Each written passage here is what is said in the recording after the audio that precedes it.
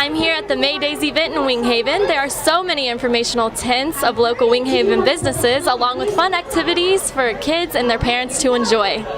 For more information on upcoming events in the Wing Haven area, you can visit their Facebook page on facebook.com/WingHavenEvents. For LUTV News, I'm Miranda Malone.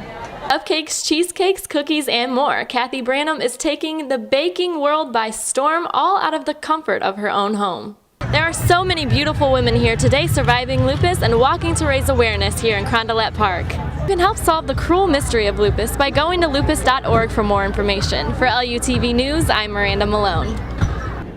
Wing Haven is a small town within O'Fallon, Missouri that still not many people know about. Jan Stanzak, the owner of Travel Leaders and chairman of the May Days events, tells us how she and her business groups like to bring attention to Wing Haven. I happen to belong to a group. It's called the Destination Wing Haven Business Association, and we're a group of businesses that really try to bring focus to the businesses of Wing Haven and the surrounding community, as well as the neighborhood of Wing Haven. Dale Kling, president of Wing Haven Residential Owners Association, shares with us how exciting and enjoyable the May Days events is. A lot of tents, a lot of food, a lot of entertainment, a lot of gifts, a great musical group. Residents of the Wing Haven community seem to enjoy the events that are held throughout the years. They are family-friendly as well as animal-friendly and allow for a sense of community. Carol Cross, director of Wing Haven Residential Owners Association, tells us how these events bring people together. All about creating community and a sense of community. At one point, when this area was developed, it was developed to be a city within a city. For more information on upcoming events in the Wing Haven area, you can visit their Facebook page on facebook.com/WingHavenEvents. For LUTV News, I'm Miranda Malone. The Angel Band Project was founded by Rachel Ebling in 2009.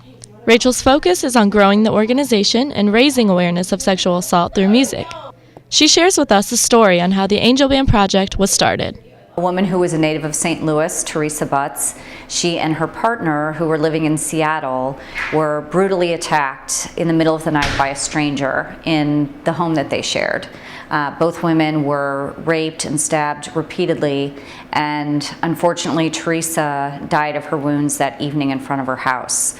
Jennifer fortunately survived, and we started this project as a way to process our grief in the aftermath of such a tragedy, and in losing someone in such a violent way. We had to do something positive to hopefully make a difference. Musicians, friends, and family of Teresa got together to start a benefit album to break the silence surrounding sexual violence and promote healing for survivors through music. Lauren Goldberger, an intern and talented singer, performed at one of their kickoff events. She tells us how the organization has grown with music and how they try to get people involved. We try to make all the events fun for everyone and get everyone involved, even though it's such a heavy topic. You know, we want to raise awareness and let people know about it in a fun way. Melanie Canning, the advertising and marketing intern for the Angel Band Project, helps with the organization's events in hopes of getting more talent involved to add to the entertainment. We've been contacting bands to try to get them to join our band and wear t-shirts. So a lot of communication across different disciplines that will help with our events. Angel Band Project's mission is to work to break the silence and inspire people to engage with this issue through the transformative power of music.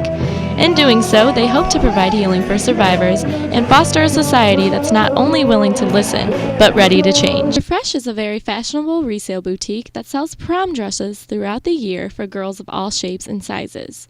I talked with Jacqueline Reardon, the marketing and events director of Refresh, about what this boutique has to offer. Refresh is a fashion-forward resale boutique. We run off of volunteers and donations, so everything that we get in the store is donated, and all of our employees are volunteers here. Shelley Thomas Benke, the director of Foster Serve Volunteers, goes into detail about the Cinderella Project event and how it works. Every girl was matched with a volunteer personal shopper. She had a 1.5-hour appointment to come in and find the dress of her prom dreams. They were, just so excited, and they just loved all of the compliments that the volunteer personal shoppers gave to them about how beautiful they looked, and they just left feeling so good about themselves and so excited about the dress that they were getting. Not only does the Foster and Adoptive Care Coalition take part in finding dresses for the girls, but they strive to find them homes as well. We find not only foster parents, we also find forever homes for children in foster care. So we have added adoption to part of our mission. So not only foster care, but also finding permanency for the children in the St. Louis area. If you or someone you know is in need of a beautiful and affordable prom dress, come and take a look at the Refresh store. For LUTV News, I'm Miranda Malone.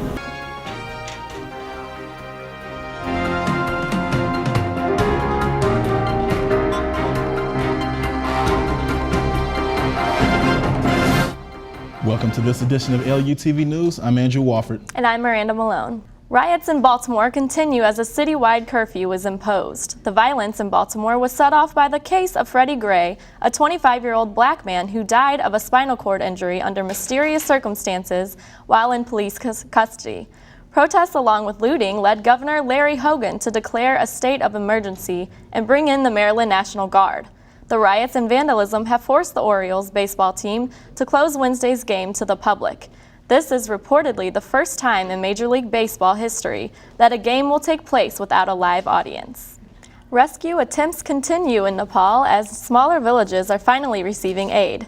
The destruction of local roads have continued to impede rescue and aid efforts across the country.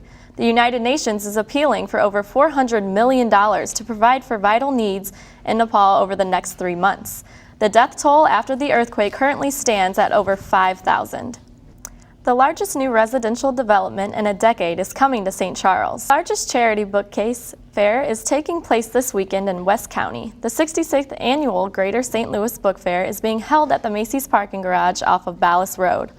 All books are donated by the community and all proceeds are given to educational and literacy programs around the area. She sure did. Phyllis was one of 6 judges in charge of deciding the fate of a teen talent competition for local students. LUTV's Caitlin Baker has more on the competition's future young stars.